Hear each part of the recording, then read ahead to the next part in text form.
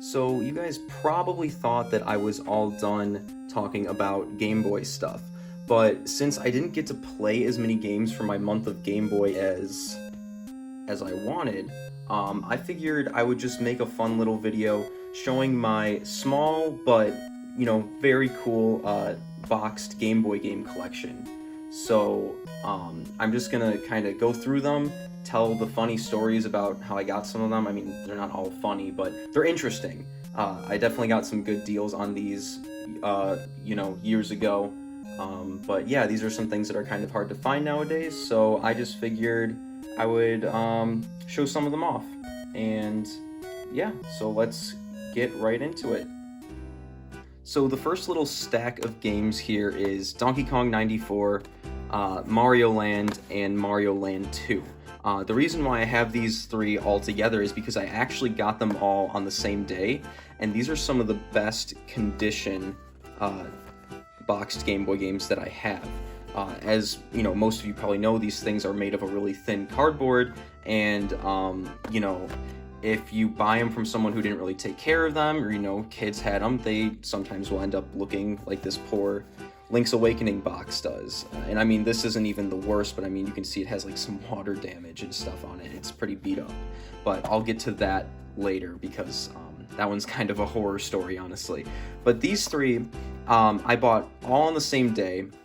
And like, I didn't pay top dollar for any of this stuff. These were things, my dad loves to go to, flea markets and garage sales and stuff like that. These are all things that I found through, just stuff like that, people selling stuff that they didn't really care about anymore. So these were actually, I bought these at a church barn sale in town here.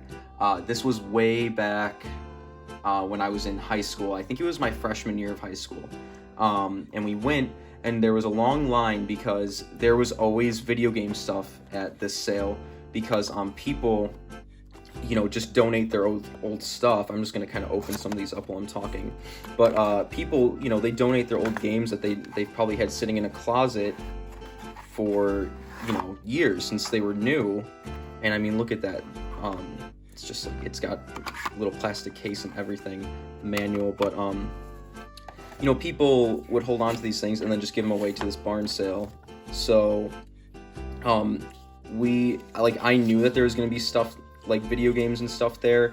Other people waiting in the line knew that there was going to be video game stuff there. So now this is where it gets kind of funny. So there was a back entrance that was unlocked because the people working, and this is so horrible because this is a church thing, but the people who were working were going in and out of this back door, and my dad was like, go stand by the back door, and when they start letting people in, just run in. And I was like, are you serious? He's like, yeah. He's like, don't do it before they start letting people in because they'll notice you. But he was like, yeah, just when they blow the whistle or whatever and start taking in this line, he's like, you just go in through the back door. Like, I was like, okay. I did it, and looking back on it, I'm like, I think it's a really bad thing that I did, but also I probably wouldn't have gotten these games if I didn't do that. So God, if you're listening, I'll give you the Game Boy games back. Just please don't send me to hell. But yeah, so I got these three games. There was a bunch of other retro stuff too that people got to before me, but I got these three games complete in box, which I was never expecting to find. I wasn't expecting to find anything that good. I also got some pretty valuable Game Boy Advance games there too, not in the box. Like, I bought both of the Fire Emblem games for Game Boy Advance for like $2 a piece. Oh, and I guess I should mention the price. I paid $2 or $3 per game, which is insane, because getting these games in that good of a condition nowadays is, I don't even want to know how expensive they are. So yeah, that's my story. I basically broke in kind of through the back door of a church barn sale in our town here. But yeah, I'm it's so weird to say that out loud after all these years, but whoa, you're not going to believe what's inside. Oh, let's see what's inside. Man, Nintendo Power ads were always so weird, but I love them. Join the club. Superpower Club. Dang, that's cool. Okay, Mario. But yeah, that's the story of how I got these, and I really love all three of these games. I know in my Game Boy for a Month video, I kind of had some negative things to say about the original Mario Land, but like I still really respect that game for all of the weird stuff that it did, because it was just really different at the time. I'm gonna put these away off camera, but I kind of want to show the manual for Mario Land here, so give me a second to do that. So yeah, originally I thought the manual was going to be in black and white because of, you know, the way it looks, but, well, it kind of is in black and white, but there's some color.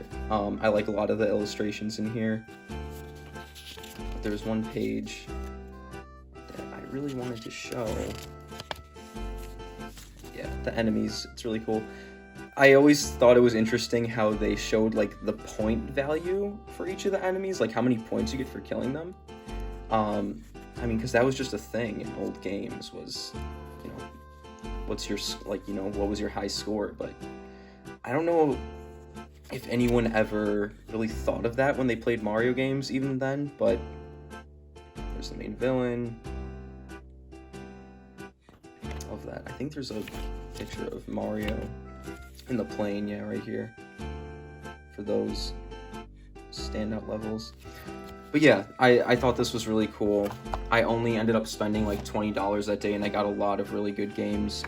But I remember seeing people walking away with like boxes of Super Nintendo and stuff, and I was really jealous of that. But like, you know, these are three games that really mean a lot to me. I already had Mario Land 2 and Donkey Kong without the box. But, you know, because those were games I grew up with. Mario Land 2 was actually the first game I got from my Game Boy Color. But here it is. Oh, I never noticed this, but the cartridge is actually really worn out on top. But luckily, my original copy is in a lot better condition. But this one is complete in box as well. And I've actually never really taken the manual out and looked at it. So let's do that. Already has more color. But yeah, Mario Land 2 is... Honestly, I think I'm going to make a video on it really soon, because this game is just severely overlooked, and I personally think it's one of the best 2D Mario games, if not the best. I know that's an unpopular opinion, but I want to, you know, talk about this game more, because it's really cool. I mean, look, Mario goes to space in this game. This was before Odyssey, you know, like, he went to space, and there was even, like... in those levels, there was like low gravity, and it was really cool. So yeah, this was one of the first Mario games that I played, and I mean, just look at that. It was such a cool world. It was, you know, really different than all the other Mario games. So yeah, that's the story of how I got those three. Now I'm gonna show some other ones in just a second. Okay, and next I have another stack of three that I got all on the same day. So this is Pokemon Yellow version, Blue, which I think was in my Game Boy video. I think it was in the thumbnail or something, even though I played Red version. I don't have Red version in the box, though, just Yellow and Blue. And then Super Mario Bros. Deluxe. Get a look at that there, okay. But, so, for these were all three of these were at a garage sale, actually. And it was another thing where, you know, they're like $2 a piece. And these, I was really surprised to see, because the barn sale, you know, that I just talked about is a whole nother story, because it's people donating their things to the church, it's people donating their things to the church, because they just want to get rid of them, you know, they don't care anymore. But, you know, garage sales, I know it's people getting rid of their junk still, but you would expect people, you know, at least nowadays, people want to make money off of their garage sales. And especially with video games, I feel like I don't even do garage sales anymore, because, you know, everyone wants top dollar. One of the last garage sales I went to, a lady was selling a PlayStation 2 and like 10 just horrible games, like all the junk games that you always see with American PlayStation 2s, like Finding Nemo, Shark Tale, you know, all the movie games that were popular at that time for kids. And she wanted $100 for it. I was like, lady, this system by itself, like, would be like $20. Like, I don't know why you're trying to get $100 for just a regular fat PS2 and just 10 trash games. but that's what I usually encounter at garage sales nowadays. So I don't really even go anymore. But I got these. This was another thing where it was like $2 a piece, and I saw them. I was like, I'm gonna buy all of these. So and I'm really happy I did, because they had the manuals, and I'm just so glad that I can actually, because I love Pokemon Gen 1. Even though I started with the Gen 3 games, I still love going back and playing the first generation. And these manuals just have so much cool artwork in them. But yeah, so the story behind these was I just, I was at a garage sale, and I saw them there, and I was like, it was like the middle of the day too. I was just like, how has no one bought these yet? They were $2 each. And then they also had a copy of Yoshi's Island, the Game Boy Advance version, complete in box, and I actually bought that and gave it to one of my friends for his birthday, because I already had that game in the box since I was a kid. I got it brand new when it came out. And so this was another thing. Like, I was in high school when I got these. I think maybe this might have been a year later. I think I was in my sophomore year of high school. But yeah, Pokemon Blue.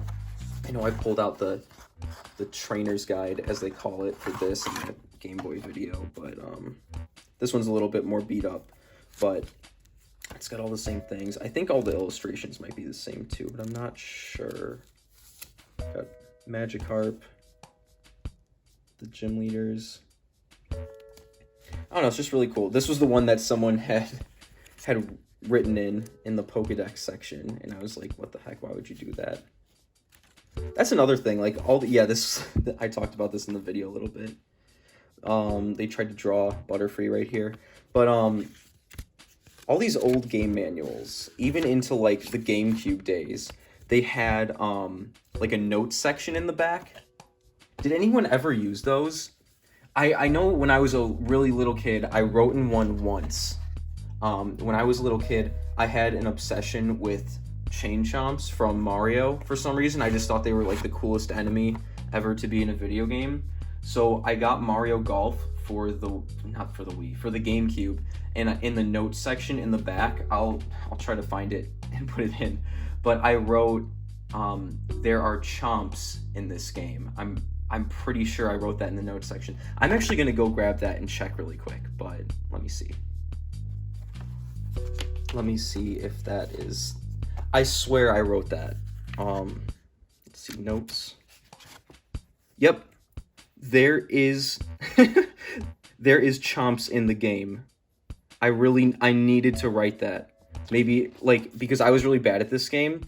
I think I wrote that as like a way to motivate myself to get further into the game, but I didn't write anything else. So there. The only time I've ever written in a game's manual, I was in probably first grade. There is chomps in the game. I just had to, so. And sorry about that Mario Golf interruption, but I just remembered that all of a sudden. I just thought I would share it. But then, so the last game I got from that garage sale was Super Mario Bros. Deluxe. This was a port of the first Mario Bros. That added a whole bunch of new features and levels to this game. And I remember wanting this so bad as a kid. I could never find it anywhere for some reason. When I was a little kid and like the Game Boy was my only system, I didn't really go like out shopping for games that much. I would just, get them when it was my birthday or Christmas. Really, that was it. Or if I got a gift card for somewhere. But this is actually a Game Boy Color exclusive. It's got the bubble cartridge that only plays in a Game Boy Color. I never realized when I was a little kid that this was just a port of the first Mario game with like stuff added. But it's a really cool port. I haven't played it in a really long time, but I love the art on the front. It was made for this game. It's new art that they did. So this one, however, does not have the manual. It was just the cartridge just loose in the box, sliding around like that. So unfortunately, I don't get to look at the manual for this one. But it's still a cool find. I mean, for $2, you don't see, Game Boy Color games in their box all the time. So I wasn't going to pass it up for, $2 or $3 or whatever. But, okay. Let's move on to the next little stack here. Okay, so I've just been going in chronological order of when I picked all of these games up. So this next little stack here of 4 games is the horror story I was talking about. But it's, it's a horror story, but I also got a lot of cool stuff from this. But I was down at college, so this was, only a couple years ago, and in that town there was just a flea market in, a big parking lot somewhere, and my dad came down to visit me for the weekend, and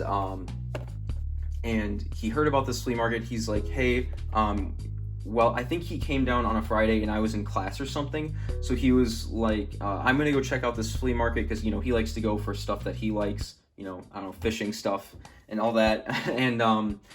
And he's like, he would always, when he would do that, he would always be like, if there's any video games or anything, I'll text you, I'll let you know what they are, and, I'll buy them for you, you can just pay me back. That's what I would always do with him. So if he ever found anything I liked, he would let me know and I would just pay him back for it.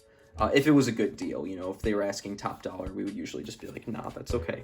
But so he went to this flea market, and there's this guy selling random junk, and he looks like under the guy's table, because there were just some boxes that weren't unpacked, and there were 2 boxes just full of retro games.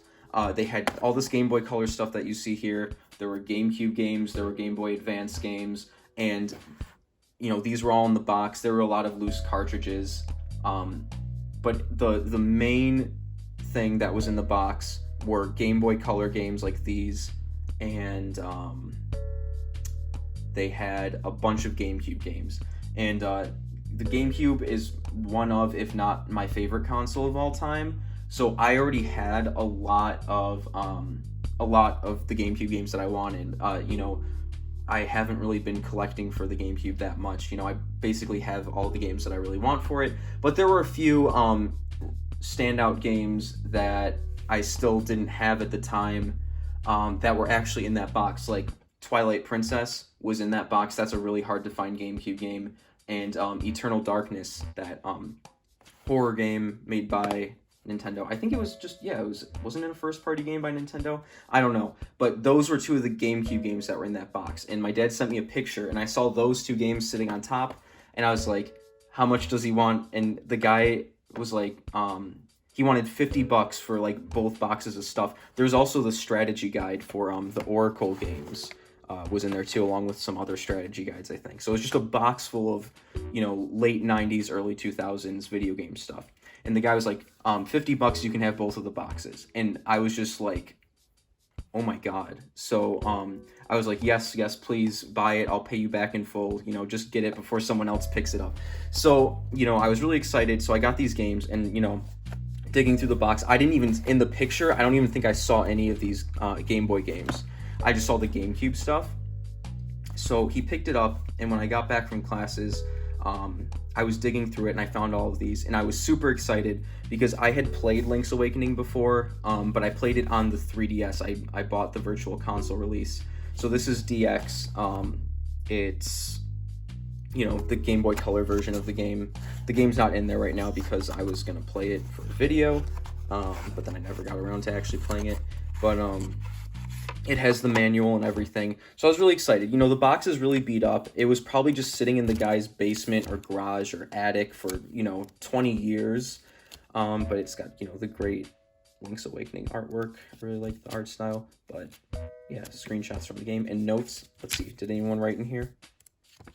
Oh, I love the pictures. Okay, but anyway, yeah, the box is in pretty beat up condition, but the game worked, the save battery worked. I don't know if it still works now, but yeah, that was great. Like, I was really happy to see that. And again, like, basically with all the games that were in there, it was almost like we paid like $1.50 for each game that was in there. There were a lot of games, but now this is where we get to the sad part. So we have the Oracle games, and I didn't have these games previously. I'd never played them previously. So I was stoked to find them complete in box in this box of games. But when I opened them up, and the game's in there now, but when I opened them up at the time, both of them were missing the games. It was just the box and the manuals. And I was like, oh man, that sucks, but like at least I have the boxes, I can pick up the games separately. But then I got down to the bottom of this big cardboard box, and the games were in there.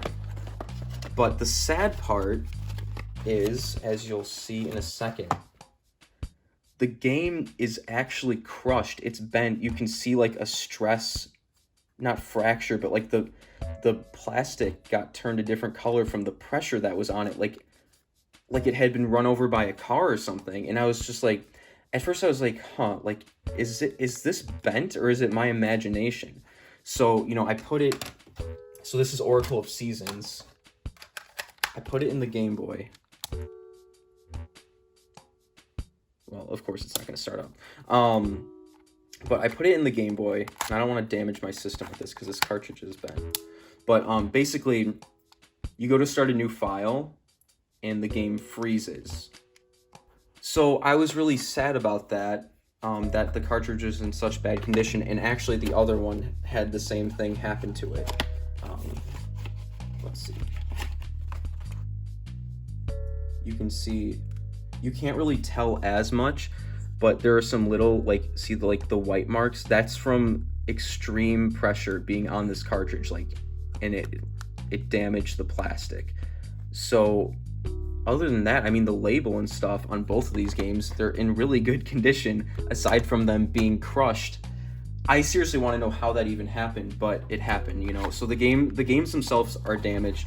The Oracle of Seasons box, or I mean Ages, sorry, this is Ages, is actually in really good condition. You can see on the back here, like, there's almost nothing wrong with it. The top is a little bit bent, but I mean, that just happens when you open a game. But the Oracle of Seasons box, now, that one was crushed pretty badly. But since then, I've kept it on my shelf, like, between other games to kind of help it maintain its rectangular shape. And it's actually a little bit better, because when I first got it, like, the bottom part was open and the top part was open, and it was just, like, smashed flat. So it looks a little bit better than it does now. It actually has its shape back a little bit. But yeah, that was kind of the horror story. But the cool thing is, I can still play the original cartridges on the Retron 5, because when you plug these into the Retron 5, it dumps the ROM onto the console, and it's playing it through emulation.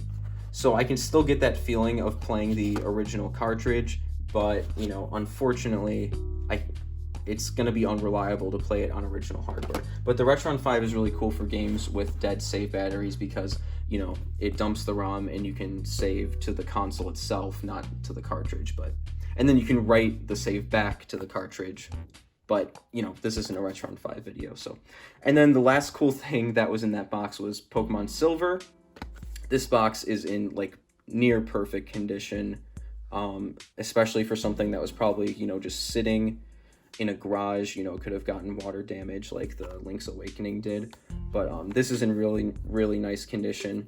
But the thing was with this one, it actually did not come with the game. Oh, and I love the little apricorn balls on the flaps there. But this one actually did not come with the game. It was only the box and manual, but luckily, you know, I had a copy of Silver since I was a kid, so I just put my own copy in the box. But, I mean, this just came with some really cool stuff. So, like, you have this Nintendo Power advertisement, and I just love all of the Gen 1 and 2 artwork. It's some of my favorite just stuff to look at. The Pikachu Nintendo 64, I mean, this was so cool. In America, we only got the blue one, but Japan had an orange one as well, which is really cool. And, you know, just advertisements for all this Pokemon stuff that was coming out at the time. And, yeah, this was all really cool. I think this is the, oh, that's like a Game Boy instruction booklet. Here's the actual manual for it, and it's just super cool. But yeah, so like I said, I already had the game, so it's not like I have 2 copies of Pokemon Silver now. This was just the box.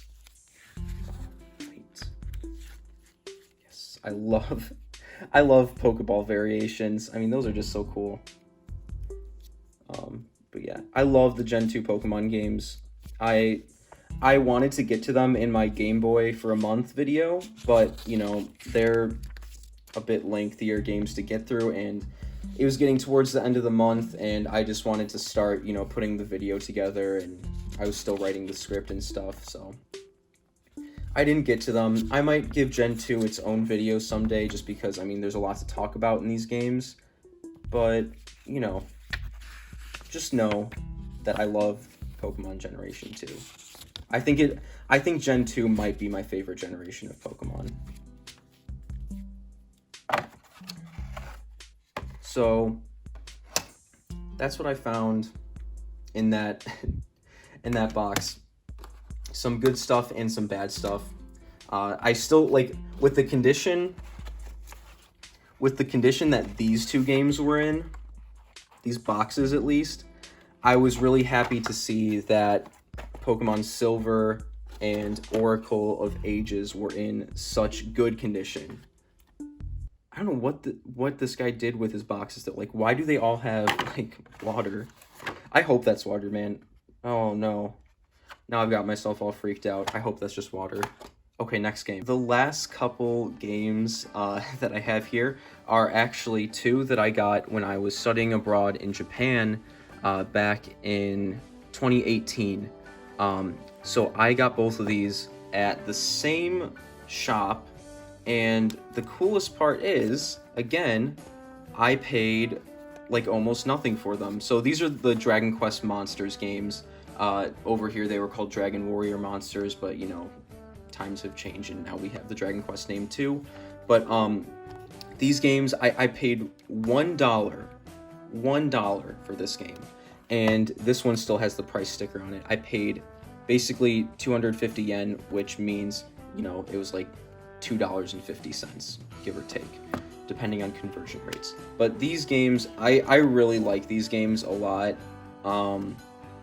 They are, you know, they're monster catching games like Pokemon. You know, everyone makes that comparison, but where they're different from Pokemon is like they're a monster collecting dungeon crawler kind of game.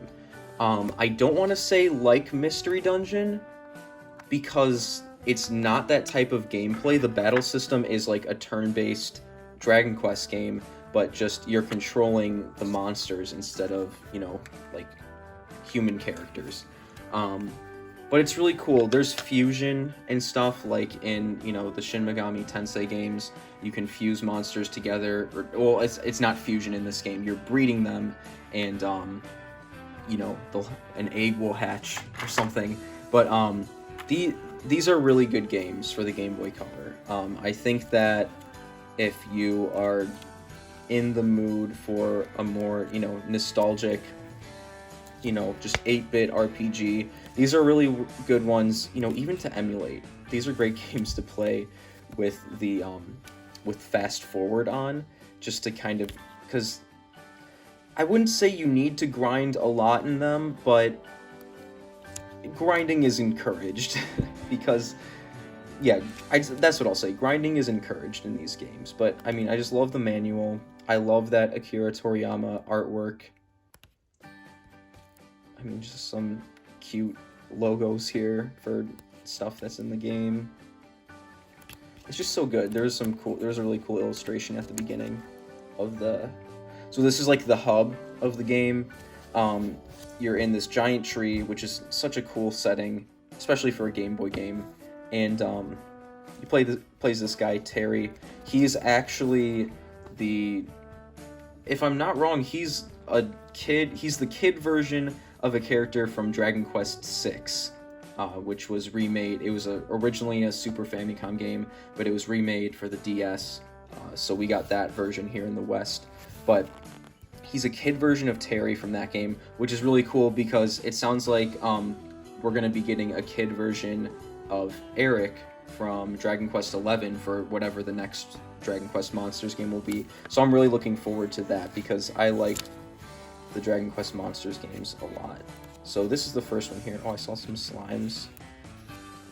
So yeah, I paid, you know, both of these games together, I paid, you know, around $3 or $4. And it's not like I this one's actually, a lot of retro game shops in Japan will like shrink wrap their games. Doesn't mean it was, you know, it's not brand new, but they just do that to protect them, which I think is a really nice thing. I haven't opened this one up yet, and I'm not going to do it on camera here right now. But yeah, so that is my boxed Game Boy collection. It's very humble. I don't have, you know, everything, but I have a good selection of games that, you know, really mean something to me. I'm not the type of person who just collects things just to collect them. You know, I really only go after stuff that I really enjoy, and so that's just what I wanted to show today. So yeah, I mean, if you like this kind of video, this was just a really off-the-cuff thing that I wanted to do. So, you know, hopefully it doesn't offend anyone. I really hope not. So let me know. I mean, there's other things that I own. I know I've talked about Nintendo 64 a bit on this channel. I say this channel like I'm some big channel. I've made like 15 videos. But, you know, I would like to do other collection stuff like this if people find it interesting to hear me talk about this stuff. I have a decent collection of boxed Japanese Super Famicom games and even Nintendo 64 games from Japan, because, you know, when I was studying abroad there, I just found a lot of them really cheap. I bought some on eBay throughout my days, I guess you could say. So yeah, I mean, let me know if you like this style of video. Let me know if you didn't like it, and maybe I won't do it anymore. I don't know. I liked telling these stories. It was kind of fun not having to write a script, you know, and do all of the editing that comes with that. So yeah, I don't know, let me know if you like these off-the-cuff kind of videos where I just, you know, talk about something, and, you know, just show you guys things that I think are cool. So anyways, I'm gonna clean up the mess that I made now, and hope you have a good day. I'll see you later. Bye. Also, I have SpongeBob SquarePants Legend of the Lost Spatula. This was actually the first complete Game Boy Color game I ever got, even before the ones I showed at the beginning of this video. But this game is just horrible. I think I actually got this brand new at like Target or something in the early 2000s. This game is just so bad. Oops, I think I lost my pants. This game sucks. Don't ever play this game. Even when I was a kid, I loved SpongeBob. I still love SpongeBob, but this game's horrible. Don't ever play it. It's horrible. But yeah, I have it in the box. This was my first complete in-box Game Boy game. SpongeBob.